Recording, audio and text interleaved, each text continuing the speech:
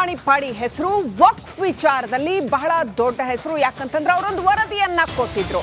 ಈಗ ವಕ್ಫ್ ವಿಚಾರದಲ್ಲಿ ದಿನಕ್ಕೊಂದು ಟ್ವಿಸ್ಟ್ ಕಂಡು ಬರ್ತಾ ಇದೆ, ದಿನಕ್ಕೊಂದು ತಿರುವು ಕಂಡು ಬರ್ತಾ ಇದೆ. ಬಹಳ ಕುತೂಹಲ ಇತ್ತು ಅನ್ವರ್ ಮಾಣಿಪ್ಪಾಡಿ ಏನ್ ಹೇಳ್ತಾರೆ ಅಂತ. ಈಗ ಅನ್ವರ್ ಮಾಣಿಪ್ಪಾಡಿ ಮಾತನಾಡಿದ್ದಾರೆ. ಈ ಹಿಂದೆ ಶಾಸಕ ವಿಜಯೇಂದ್ರ ಅಲ್ಲ ನನಗೆ ಲಂಚದ ಆಮಿಷ ಒಡ್ಡಿದ್ದು, ಬದಲಾಗಿ ಕಾಂಗ್ರೆಸ್ ಮುಖಂಡರು ಅಂತ ರಿಪಬ್ಲಿಕ್ ಕನ್ನಡಕ್ಕೆ ಅನ್ವರ್ ಮಾಣಿಪ್ಪಾಡಿ ಸ್ಫೋಟಕ ಹೇಳಿಕೆ ಕೊಟ್ಟಿದ್ದಾರೆ. ವಕ್ಫ್ ಆಸ್ತಿ ಅಕ್ರಮದಲ್ಲಿ ಕಾಂಗ್ರೆಸ್ ಮುಖಂಡರ ಕೈವಾಡ ಇದೆ, ವಿದೇಶದಲ್ಲಿ ಹಣ ಅರೇಂಜ್ ಮಾಡೋದಾಗಿ ಕಾಂಗ್ರೆಸ್ ಆಮಿಷ ಒಡ್ಡಿತ್ತು ಅಂತ ಅನ್ವರ್ ಮಾಣಿಪ್ಪಾಡಿ ಹೇಳಿದ್ದಾರೆ. ರಾಜ್ಯದಲ್ಲಿ ವಕ್ಫ್ ಆಸ್ತಿ ವಿವಾದ ಬಹಳಷ್ಟು ಚರ್ಚೆಯಲ್ಲಿದೆ. ಅದರ ಜೊತೆಗೆ ಅನ್ವರ್ ಮಾಣಿಪ್ಪಾಡಿ ಅವರ ವರದಿ ಕುರಿತು ಕೂಡ ಬಹಳಷ್ಟು ಚರ್ಚೆ ಆಗ್ತಿದೆ. ಈ ನಡುವೆ ಸಿಎಂ ಸಿದ್ದರಾಮಯ್ಯ ಮತ್ತು ಪ್ರಿಯಾಂಕಾ ಖರ್ಗೆ ಅವರೊಂದು ಆರೋಪವನ್ನು ಕೂಡ ಮಾಡಿರುವಂಥದ್ದು. ಅಂದರೆ ಅನ್ವರ್ ಮಾಣಿಪ್ಪಾಡಿ ಅವರಿಗೆ ವಿಜಯೇಂದ್ರ ಅವರು ಕೋಟಿ ಆಮಿಷ ಒಡ್ಡಿದ್ದಾರೆ ಅನ್ನುವಂಥ ಆರೋಪವನ್ನು ಮಾಡಿರುವಂಥದ್ದು. ಈ ಬಗ್ಗೆ ಮಾತಾಡೋದಕ್ಕೆ ಸ್ವತಃ ಅನ್ವರ್ ಮಾಣಿಪ್ಪಾಡಿ ಅವರೇ ನಮ್ಮ ಜೊತೆ ಇದ್ದಾರೆ. ಅವ್ರ ಜೊತೆ ಮಾತಾಡಿಸ್ತಾ ಹೋಗೋಣ. ಸಿದ್ದರಾಮಯ್ಯ ಮತ್ತು ಪ್ರಿಯಾಂಕಾ ಖರ್ಗೆ ಅವರೊಂದು ಈಗ ಏನು ಆರೋಪ ಮಾಡಿರುವಂಥದ್ದು, ಅಂದರೆ ವಿಜಯೇಂದ್ರ ಅವರು ಈ ಒಂದು ಇದನ್ನು ಮುಚ್ಚಿ ಹಾಕುವುದಕ್ಕೆ ನಿಮಗೆ ಕೋಟಿ ಲಂಚದ ಆಮಿಷ ಒಡ್ಡಿದ್ದಾರೆ ಅಂತ ಏನು ಹೇಳ್ತೀರಾ? ಈಗ ನಾನು ಸತ್ಯ ಹೇಳಬೇಕಾದ್ರೆ 2012-13 ನಾನು ವರದಿ ಕೊಟ್ಟ ಸಂದರ್ಭದಲ್ಲಿ ವಿಜೇಂದ್ರ ಸೇನೆಯಲ್ಲೇ ಇದ್ದಿಲ್ಲ. ಅವ್ರು ಯಾರು ಅಂತ ಕೂಡ ನಮ್ಗೆ ಗೊತ್ತಿದ್ದಿಲ್ಲ. ವಿಜೇಂದ್ರ ಯಾವುದು ಬಂದಿದ್ದರೆ ಮೊನ್ನೆ ಜಾಗದಲ್ಲಿ ಬಂದಿರ್ಬೋದು. ಅವರು ಉಪಾಧ್ಯಕ್ಷ ಆಗಿದ್ದಾಗ ನಮ್ಮ ಸರ್ಕಾರ ನಮ್ಮ ಪಾರ್ಟಿ ಸರ್ಕಾರ ನಡೆಸ್ತಾ ಇತ್ತು. ಆಗ ಪಾರ್ಟಿ ಆಫೀಸಲ್ಲಿ ನನಗೂ ಮತ್ತು ವಿಜೇಂದ್ರ ಅವರಿಗೆ ಮಾತಾಗಿ ನಾನು ಹೇಳಿದೆ, ಈಗ ಕಾಂಗ್ರೆಸ್ನಲ್ಲಿ ನಾವು ಬೇಕಾದರೆ ನನ್ನ ವರದಿ ಯಾಕೆ ಮಂಡನೆ ಮಾಡೋದು, ದಯವಿಟ್ಟು ಮಂಡನೆ ಮಾಡಬೇಕಂತೇಳಿ. ಆದರೆ ನೀವು ಭಾಳಷ್ಟು ದಣಿದಿದ್ದೀರಾ, ಹೋರಾಟ ಮಾಡಿ ನಿಮ್ಮ ಇದನ್ನೆಲ್ಲ ಕಳ್ಕೊಂಡಿದ್ದೀರಾ, ಯಾಕೆ ಈಗ ಮುಂದುವರಿಸಿ ಅದನ್ನು ಕ್ಲೋಸ್ ಮಾಡುವ ಅಂತ ಹೇಳಿದರು. ಅದಕ್ಕೆ ನಾನು ಕೋಪಗೊಂಡು ಭಾಳಷ್ಟು ಮಾತಾಡಿದ್ದೀನಿ. ಏನೆಲ್ಲ ಮಾತಾಡಿದ್ರೆ ಖಂಡಿತ ನೆನಪಿಲ್ಲ ನನಗೆ. ಮತ್ತು 150 ಕೋಟಿ ಹೇಳಿದಂಗೆ ಯಾವ ಒಂದು ಕೂಡ ಗೊತ್ತಿಲ್ಲ. ಅದು ಖಂಡಿತ ನನಗೆ ಅವರು ಅಷ್ಟು ದುಡ್ಡಂಗೆ ಅವರು ಆಫರೇ ಮಾಡಿಲ್ಲ. ನನಗೆ ಅವರು ಆಫರ್ ಮಾಡಿಲ್ಲ ಅಂತೇಳಿ ದಾಖಲೆ ಕೂಡ ಬಿಡುಗಡೆ ಮಾಡಿದ್ದಾರೆ. ನೀವು ಅದು ದಾಖಲೆ ಹೇಗಿರ್ಬೋದು ನನಗೆ ಗೊತ್ತಿಲ್ಲ. ಯಾಕಂತ ಹೇಳಿದ್ರೆ ನಾನು ಹೇಳಿದಾಗೆ ಯಾರೆಲ್ಲ ನನ್ನ ಈ ವರದಿಗೆ ತೊಂದರೆ ಕೊಡ್ತಾರೋ ಅಥವಾ ತಡೆ ಒಡ್ಡುತ್ತಾರೋ ಅವ್ರ ವಿಚಾರದಲ್ಲಿ ನಾನು ಸಿಕ್ಕಾಪಟ್ಟೆ ನಾನು ಮಾತಾಡಿದ್ದೇನೆ. ಭಾಳಷ್ಟು ಟಿ ವಿಯಲ್ಲಿ ಮತ್ತು ಪ್ರಶ್ನೆಯೆಲ್ಲ ಮಾತಾಡಿದ್ದೇನೆ. ಅದು ಸತ್ಯ. ಮಾತಾಡುವ ಸಂದರ್ಭದಲ್ಲಿ ನೀವು ಅದನ್ನು ಕೂಡ ಪ್ರಸ್ತಾಪ ಮಾಡಿದ್ರಿ ಅನ್ನುವಂಥ ಸಣ್ಣ ತುಣುಕು ಬಿಟ್ಟಿರುವಂಥದ್ದು. ಈಗ ಅವರು ಒಂದು ದಾಖಲೆ ಬಿಡುಗಡೆ ಮಾಡಿದ್ದಾರೆ. ನಾನು ಅದು ದಾಖಲೆ ನೋಡಿದಂತೆ ಏನಂತ ಹೇಳ್ತೇನೆ ನಾನು.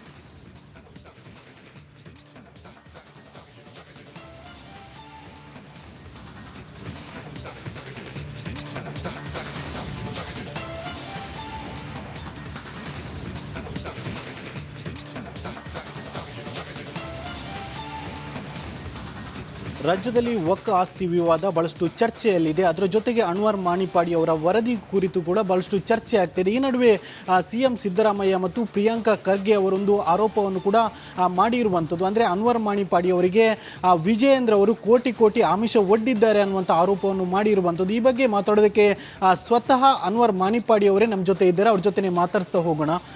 ಸಿದ್ದರಾಮಯ್ಯ ಮತ್ತು ಪ್ರಿಯಾಂಕಾ ಖರ್ಗೆ ಅವರೊಂದು ಈಗ ಏನು ಆರೋಪ ಮಾಡಿರುವಂಥದ್ದು, ಅಂದರೆ ವಿಜಯೇಂದ್ರ ಅವರು ಈ ಒಂದು ಇದನ್ನು ಮುಚ್ಚಿ ಹಾಕುವುದಕ್ಕೆ ನಿಮಗೆ ಕೋಟಿ ಲಂಚದ ಆಮಿಷ ಒಡ್ಡಿದ್ದಾರೆ ಅಂತ ಏನು ಹೇಳ್ತೀರಾ? ಈಗ ನಾನು ಸತ್ಯ ಹೇಳಬೇಕಾದ್ರೆ 2012-13 ನಾನು ವರದಿ ಕೊಟ್ಟ ಸಂದರ್ಭದಲ್ಲಿ ವಿಜೇಂದ್ರ ಸೇನೆಯಲ್ಲೇ ಇದ್ದಿಲ್ಲ.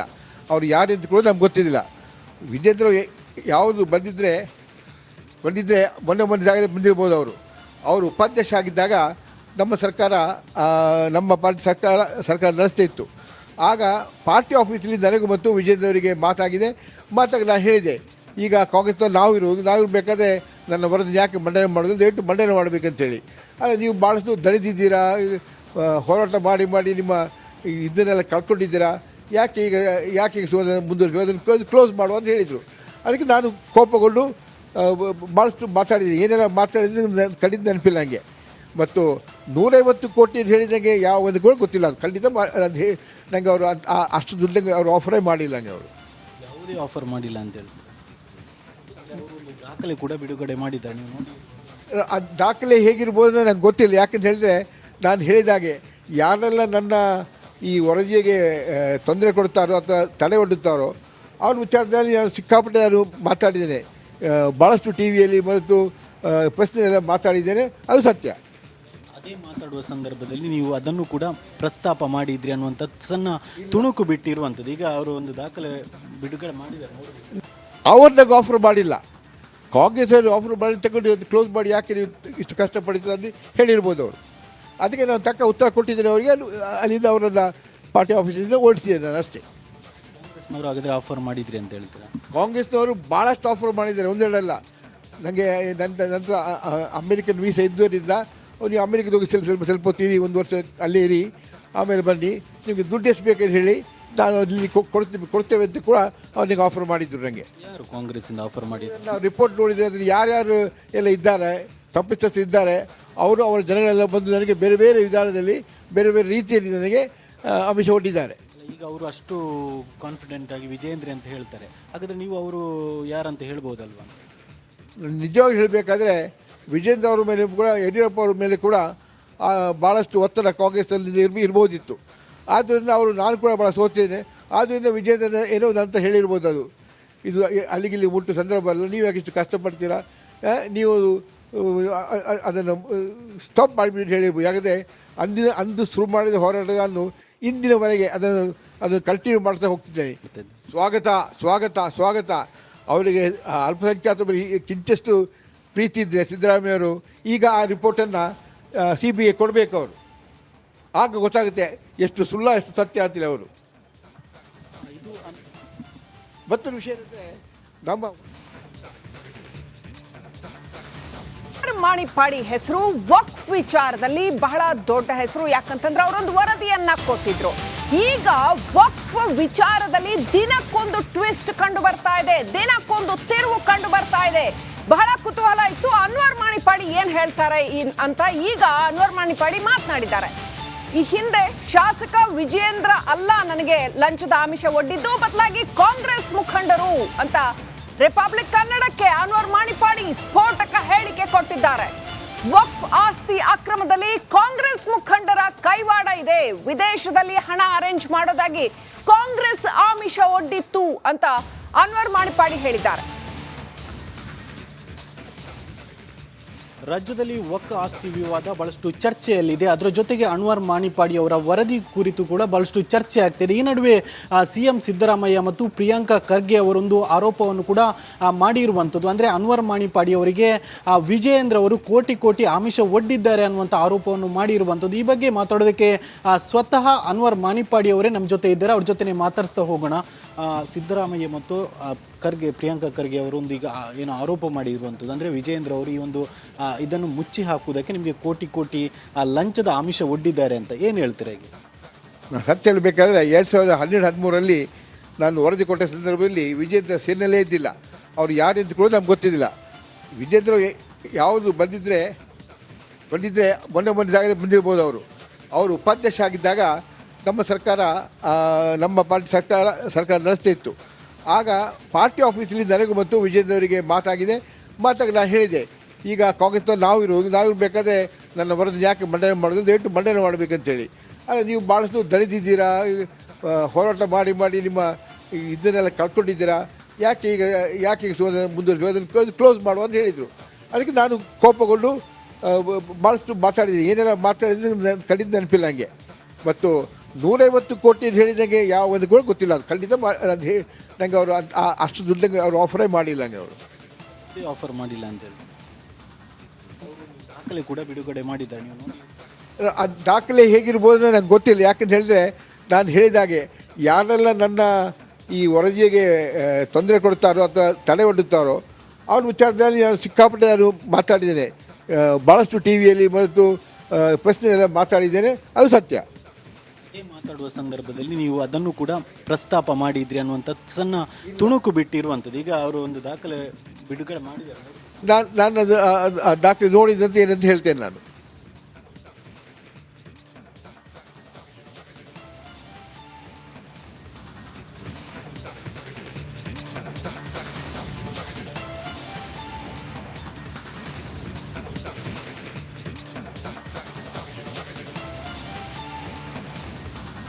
ರಾಜ್ಯದಲ್ಲಿ ವಕ್ ಆಸ್ತಿ ವಿವಾದ ಬಹಳಷ್ಟು ಚರ್ಚೆಯಲ್ಲಿದೆ. ಅದರ ಜೊತೆಗೆ ಅನ್ವರ್ ಮಾಣಿಪಾಡಿ ಅವರ ವರದಿ ಕುರಿತು ಕೂಡ ಬಹಳಷ್ಟು ಚರ್ಚೆ ಆಗ್ತಿದೆ. ಈ ನಡುವೆ ಸಿಎಂ ಸಿದ್ದರಾಮಯ್ಯ ಮತ್ತು ಪ್ರಿಯಾಂಕಾ ಖರ್ಗೆ ಅವರೊಂದು ಆರೋಪವನ್ನು ಕೂಡ ಮಾಡಿರುವಂಥದ್ದು. ಅಂದರೆ ಅನ್ವರ್ ಮಾಣಿಪಾಡಿ ಅವರಿಗೆ ವಿಜಯೇಂದ್ರ ಅವರು ಕೋಟಿ ಆಮಿಷ ಒಡ್ಡಿದ್ದಾರೆ ಅನ್ನುವಂಥ ಆರೋಪವನ್ನು ಮಾಡಿರುವಂಥದ್ದು. ಈ ಬಗ್ಗೆ ಮಾತಾಡೋದಕ್ಕೆ ಸ್ವತಃ ಅನ್ವರ್ ಮಾಣಿಪಾಡಿ ಅವರೇ ನಮ್ಮ ಜೊತೆ ಇದ್ದಾರೆ. ಅವ್ರ ಜೊತೆ ಮಾತಾಡಿಸ್ತಾ ಹೋಗೋಣ. ಸಿದ್ದರಾಮಯ್ಯ ಮತ್ತು ಪ್ರಿಯಾಂಕಾ ಖರ್ಗೆ ಅವರೊಂದು ಈಗ ಏನು ಆರೋಪ ಮಾಡಿರುವಂಥದ್ದು, ಅಂದರೆ ವಿಜಯೇಂದ್ರ ಅವರು ಈ ಒಂದು ಇದನ್ನು ಮುಚ್ಚಿ ಹಾಕುವುದಕ್ಕೆ ನಿಮಗೆ ಕೋಟಿ ಲಂಚದ ಆಮಿಷ ಒಡ್ಡಿದ್ದಾರೆ ಅಂತ ಏನು ಹೇಳ್ತೀರಾ? ಈಗ ನಾನು ಸತ್ಯ ಹೇಳಬೇಕಾದ್ರೆ 2012-13 ನಾನು ವರದಿ ಕೊಟ್ಟ ಸಂದರ್ಭದಲ್ಲಿ ವಿಜೇಂದ್ರ ಸೇನೆಯಲ್ಲೇ ಇದ್ದಿಲ್ಲ. ಅವ್ರು ಯಾರಂತ ಕೂಡ ನಮ್ಗೆ ಗೊತ್ತಿದ್ದಿಲ್ಲ. ವಿಜೇಂದ್ರ ಯಾವುದು ಬಂದಿದ್ದರೆ ಮೊನ್ನೆ ಜಾಗದಲ್ಲಿ ಬಂದಿರ್ಬೋದು. ಅವರು ಉಪಾಧ್ಯಕ್ಷ ಆಗಿದ್ದಾಗ ನಮ್ಮ ಸರ್ಕಾರ ನಮ್ಮ ಪಾರ್ಟಿ ಸರ್ಕಾರ ನಡೆಸ್ತಾ ಇತ್ತು. ಆಗ ಪಾರ್ಟಿ ಆಫೀಸಲ್ಲಿ ನನಗೂ ಮತ್ತು ವಿಜೇಂದ್ರ ಅವರಿಗೆ ಮಾತಾಗಿ ನಾನು ಹೇಳಿದೆ, ಈಗ ಕಾಂಗ್ರೆಸ್ನಲ್ಲಿ ನಾವು ಬೇಕಾದರೆ ನನ್ನ ವರದಿ ಯಾಕೆ ಮಂಡನೆ ಮಾಡೋದು, ದಯವಿಟ್ಟು ಮಂಡನೆ ಮಾಡಬೇಕಂತೇಳಿ.